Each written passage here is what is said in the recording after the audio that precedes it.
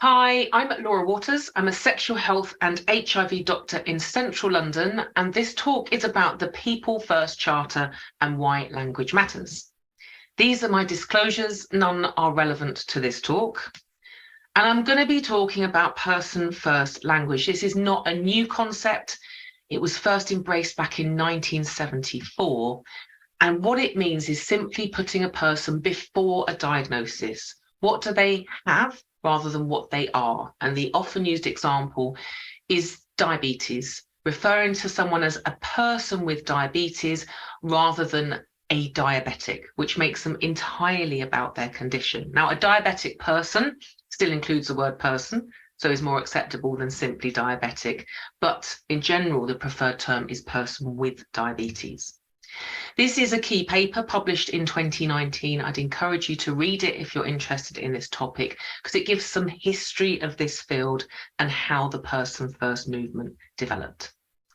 But I'm going to be talking about HIV prevention and care, and I want to take you back to 2015 when the UNAIDS terminology guidelines were updated.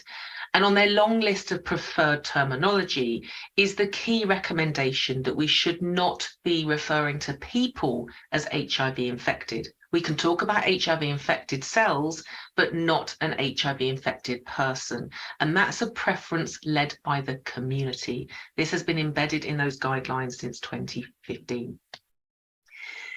But it's something that I tend to tweet about and talk about a lot. And at the IAS conference in 2021, which was mainly virtual, but also held in Berlin, there was, to me, too much use of HIV infected person or people in just the abstract titles.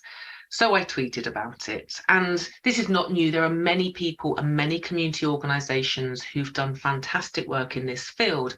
But there was something about the timing that triggered a lot of interest. And these are just two examples of subsequent pieces led by community journalists about no longer using the phrase HIV infected in the context of people.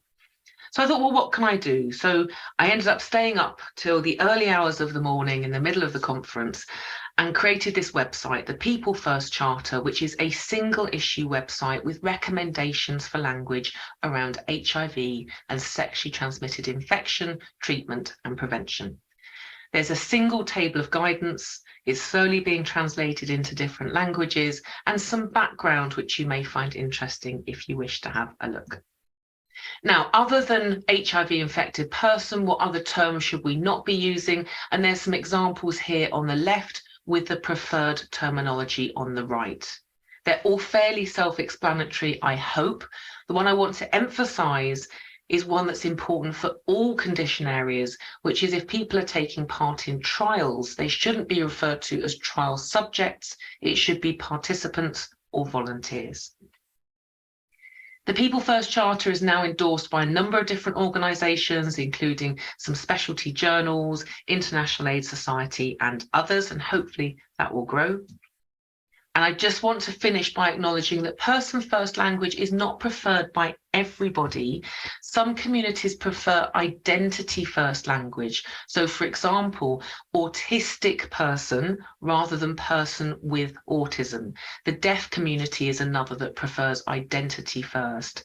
And this is because they see their condition or their characteristic as part of them and part of their identity. And there are two quotes there, one on the left from an autistic person and one on the right from somebody with cerebral palsy, both of whom explain why they prefer identity first language. So what's important here is condition-specific language must be led by the people with that condition. The recommendations on People First Charter are led by the community. The recommendations were written with the community. But I think what we must acknowledge is for some conditions, people may not have been asked. It's really important to listen to the community, to continue that dialogue, because what's acceptable will evolve over time. But by discussing language, hopefully we can get it right. So I shall finish there with saying I think much of this is common sense. There is so much stigma and discrimination related not just to HIV, but to many long-term conditions. And to help address misinformation, if the scientific and medical communities get language right, then hopefully we can work towards an improvement across the board. I shall finish there with my contact details, including the link to the website. And if you want to get involved, please let me know. Thank you.